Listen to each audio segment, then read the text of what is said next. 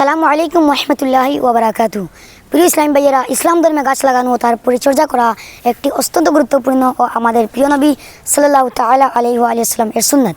আমাদের প্রিয় নবী সাল্লাল্লাহু তাআলা আলাইহি ওয়া সাল্লাম নানা সময় গাছ লাগাতে উৎসাহিত করছেন, এ বিষয়ে হাদিস শরীফে এসেছে।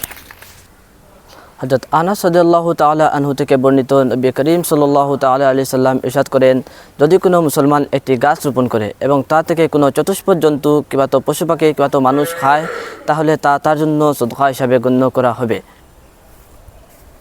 এছাড়া বৈজ্ঞানিক দৃষ্টিকোণ থেকে দেখলে গাছপালা পরিবেশ থেকে কার্বন ডাই অক্সাইড গ্রহণ করে এবং অক্সিজেন প্রদান করে, আর সেই অক্সিজেন গ্রহণ করে আমরা বেঁচে থাকি। এভাবে গাছপালা পরিবেশের ভারসাম্য রক্ষা করে এবং পরিবেশকে সবুজ রাখতে সাহায্য করে।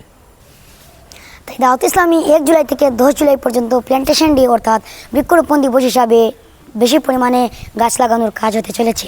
তাই আপনাদেরকেও অনুরোধ করি যে আপনারাও এই নেক কাজে অংশগ্রহণ করুন। ধন্যবাদ।